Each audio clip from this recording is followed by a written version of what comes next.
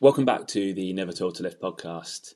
So I'm Chris Tiley, and today I'm speaking with Christien Bird, who is a women's health physiotherapist and menopause expert.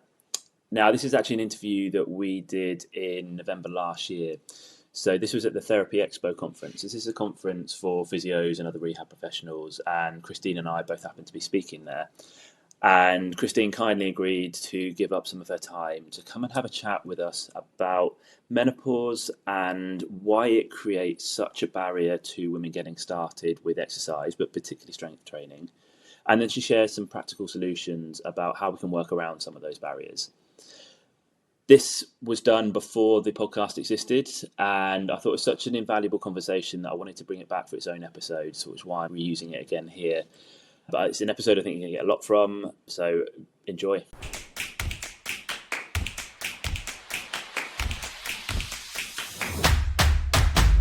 Hi Christine, I went to your talk this morning, it was fantastic, and I suppose my three main takeaways I just wanted to have a little chat with you about. And the first one is just about how menopause causes some limiting factors or barriers to women getting into exercise.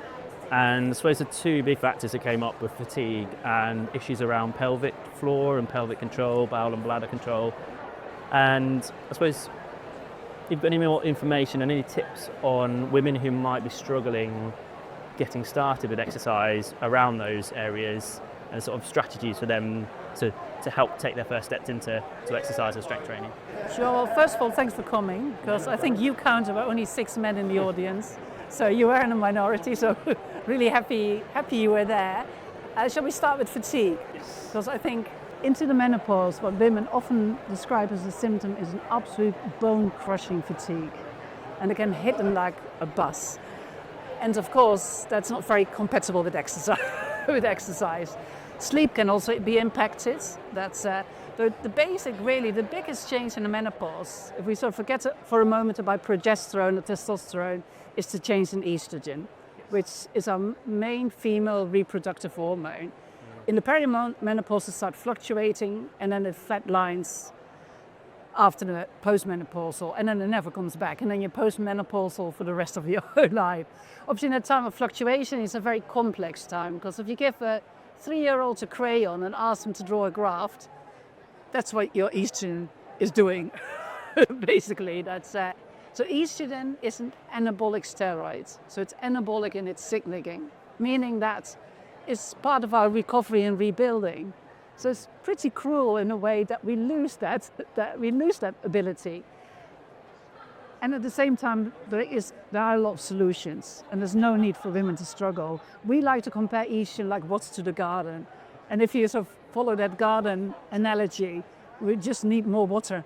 We need more water in the garden. There's a real slightly reductionist, simple analogy, really. So other women can still exercise, and if anything, and we'll talk about it in a minute as well, high intensity and strength training becomes more important. Recovery really matters. Okay. So we do need to recover more. Yeah. So sleep, like I said in the talk this morning, I give all women permission to claim their sleep and be fairly pedantic about it. Tell your family, your partners, you've got to sleep. Basically, we get fitter when we sleep. When we exercise, we recover in our sleep. That's when our anabolic process is most effective. Right, yeah. Which is very challenging to menopause, because we do lose a lot of our sleep as well, especially if you can imagine if you have hot flushes, if you've got night sweats, none of those things promote sleep. Anxiety is one of the main symptoms of the menopause, also doesn't promote sleep. So apart from being more fatigued, all those elements play a part as well, so it's a pretty perfect storm. At the same time, with a review of life and starting to think more about rest and recovery, we can find solutions around that fatigue component. And, excuse my ignorance a bit, is the sleep going to help the levels of estrogen, or is this estrogen, to improve the levels of estrogen, is it hormone therapy and other supplements effectively? Yeah, that's actually a really, really good question, I think. No, the estrogen, you can't improve your estrogen. The estrogen, it can be impacted by stress, but really the menopause itself and the fact that your ovaries stop ovulating, producing estrogen, that is the main impact everything else, of course, stress reduction, all those things may help a little bit and producing less of a stress response, but that's all minimal compared to what your body reproductively is doing. And also, we can't just take stress out of people's life. We can't say, don't be so stressed. It doesn't sit very well with most people because, life continues even when you go through the menopause. So hormone therapy absolutely does work for anxiety, for hot flushes, and the first line of treatment for preventing of osteoporosis. Obviously, bone density is a big part of your work and what you promote as well. And now in all the guidelines, it really is very clearly recommended as a first line treatment for the prevention of osteoporosis. But that would be with hormone therapy. And then back to the fatigue, I found through some of the women that I work with that they've not necessarily come into wanting to start strength training with any expectations of improving their fatigue levels. But as a result, they found that actually they've had less fatigue, sleeping better. Is that something you found or the research? Absolutely, because increasing that lean muscle mass is absolutely key. First of all, it helps mental health. With mental health, you sleep better. It helps the stress response. So on so many different levels, increased muscle mass, metabolically they will be healthier. Their blood sugars will be more stable.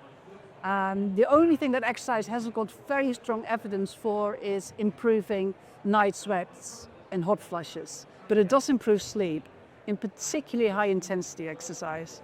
With women who face concerns about bladder control during particularly strength training where there's a bit more intra-abdominal pressure, have you got any strategies that women can help to make themselves feel more comfortable in order to actually make steps forwards?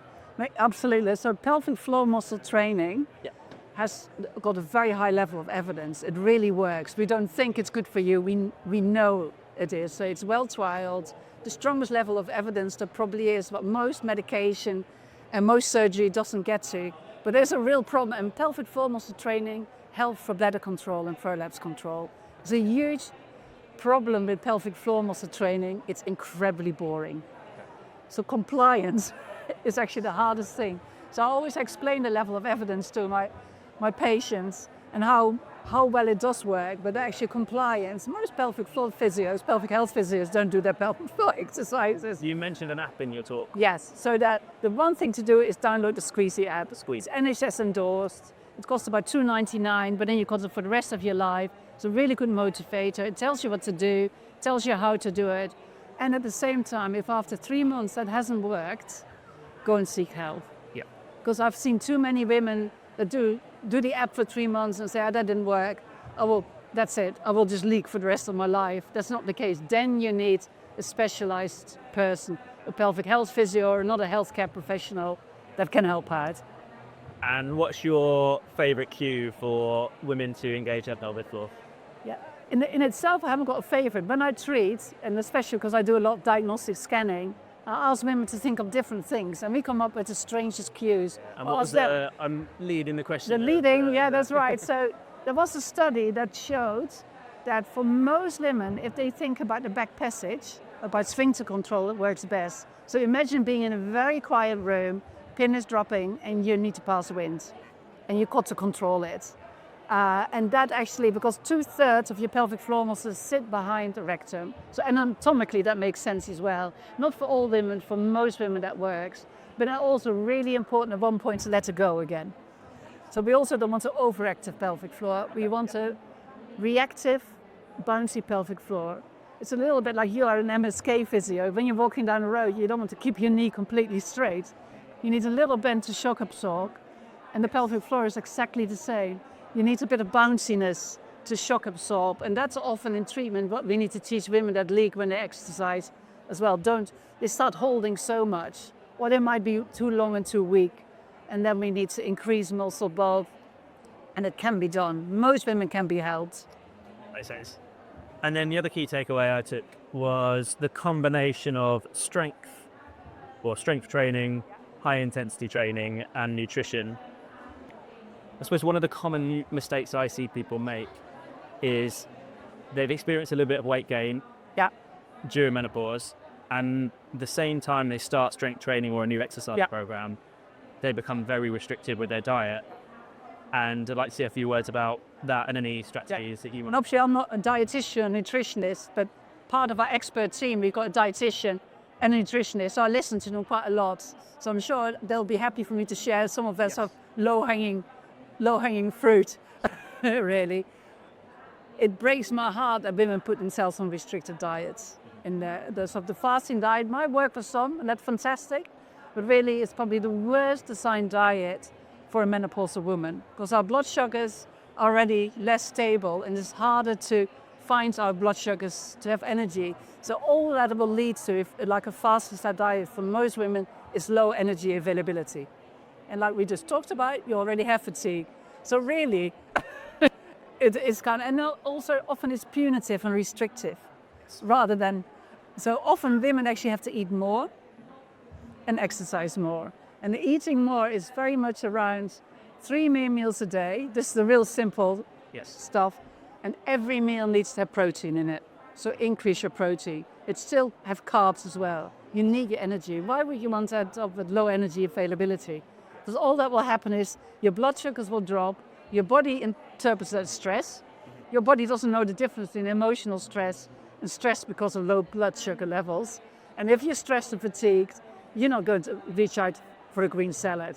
You'll go to the fridge and kind of eat anything that you can you can find. So keep those blood sugar levels stable by having 3 main meals a day with protein and carbs, and of course with fat, good fats as well, and 2 snacks that also include proteins. So you keep, actually, if anything, eating more regularly, so you don't get those big dips.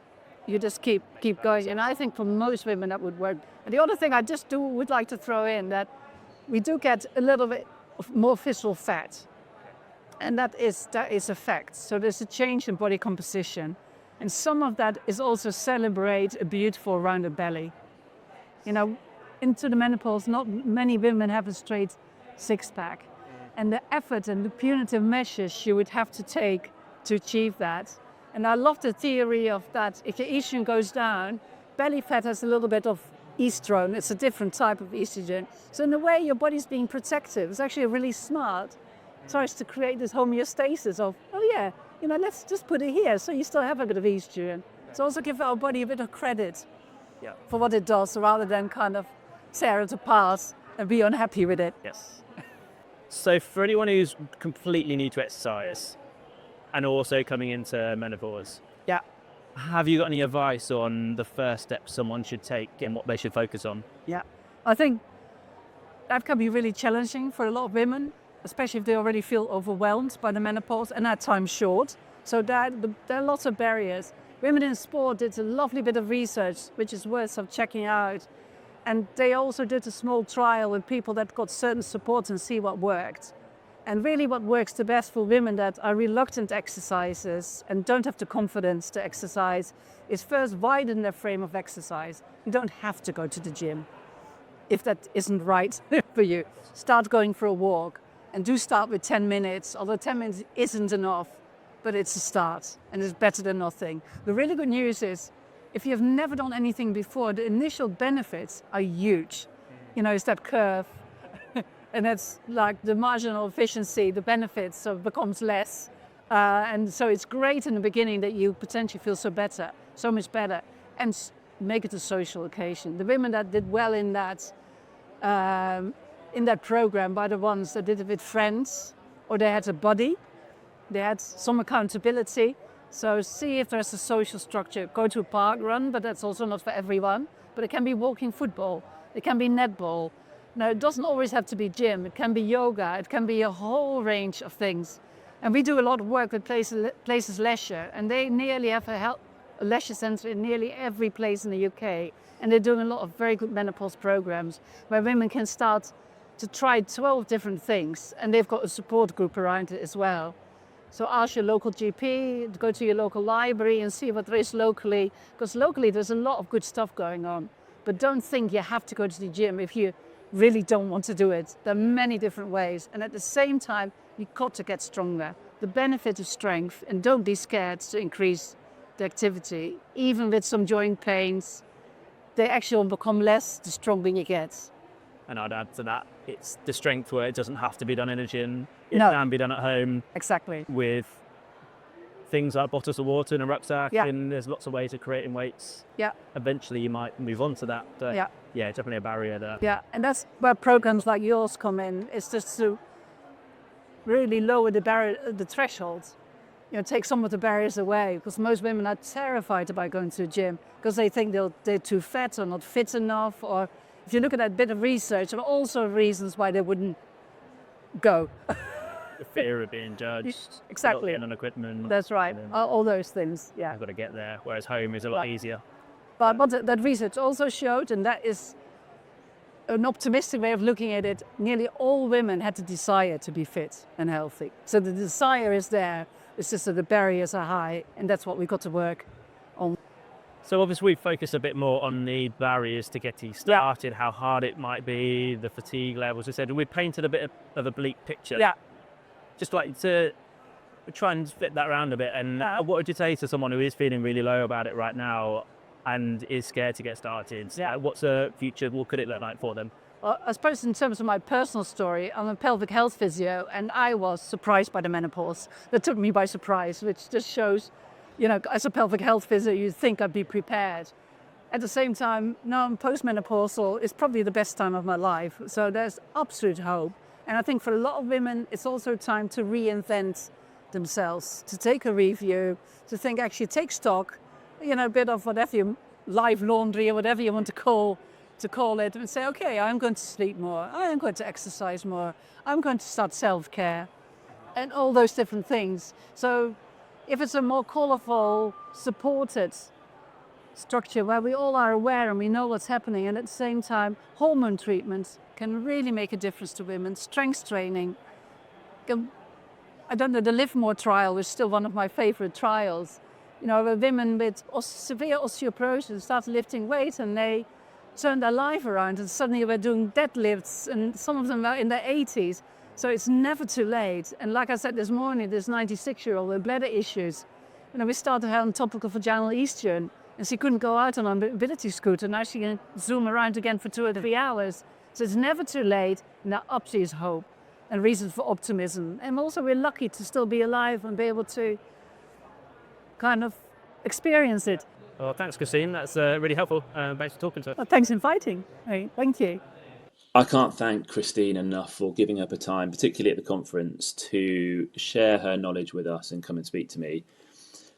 If you have any comments regarding the episode, any questions for Christien, then please do leave a comment below. Or alternatively, if there's any other barriers that you face getting started with strength training that weren't covered in our conversation and you'd like a bit more advice on, then again, please do leave those comments in the YouTube video below. Or if you're listening on audio, then you can jump over to YouTube and find it there, and that's probably the easiest. Or you can send me an email. It's chris@nevertoldtolift.com, and I'll pass any questions on to Christien. Now, next week is the next of the live Q&A sessions. This is on the first Wednesday of every month at 12 o'clock. So next week, it's the 5th of November at 12 o'clock, which is back to GMT. So the clocks have changed in the UK. For anyone who's not in the UK, that it's worth double checking that. So that is live on YouTube. You'll have the chance there to ask me any questions you have related to getting started with strength training as an older adult, or whether you've been going for a while but you want to take the next step and progress but you're not sure how. Anything along those lines, please do either just join live and send the questions, or you can send me the questions in advance by either dropping them in the comments below or sending me an email. So that's chris@nevertoldtolift.com. But for now, I hope you have a brilliant week, and I will see you in that next live Q&A session.